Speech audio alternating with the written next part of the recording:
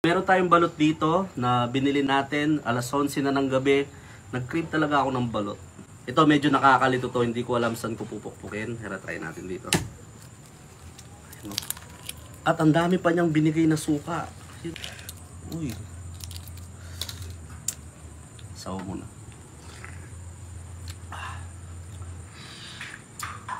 Grabe. Sarap. Yan, no? Uy, sa puti. Ilang araw na ako nagka-crave sa balot. Buti na lang may nagbebenta dun sa kanto. Kaya bumili agad tayo. Yan, no? Tapos kuha tayo suka.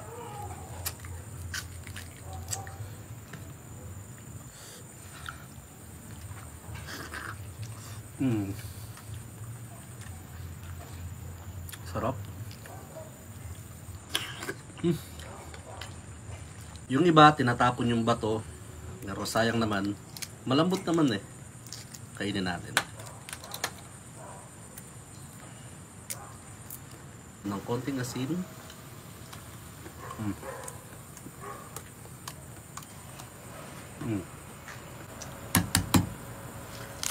Uy, sakto na naman. Sarap na sabaw. Uy. Yan, no? Grabe.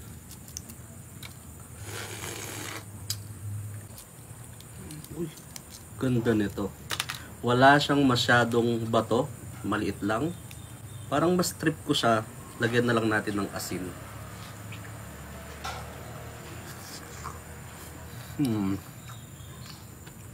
Sarap.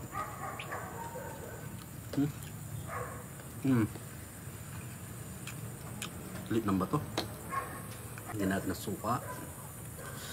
Sarap.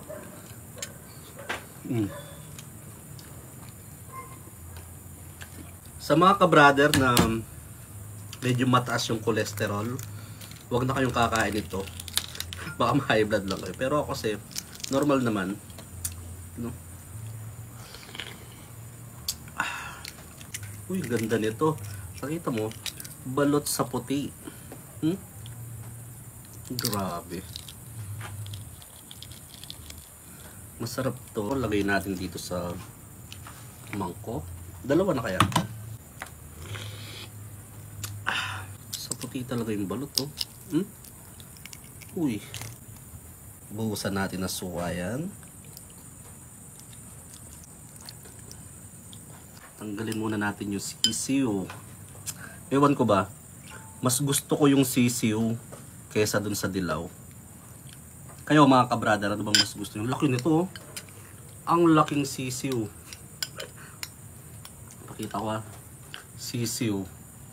Sobrang laki.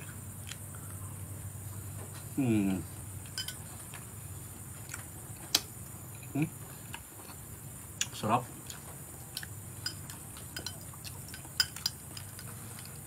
Isang sisiw pa.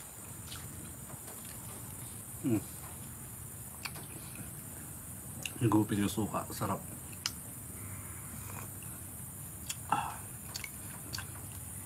Ito.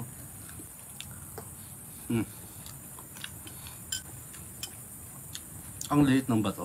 Yun, no? Pang-apat na natin to. Magla-last bite na tayo.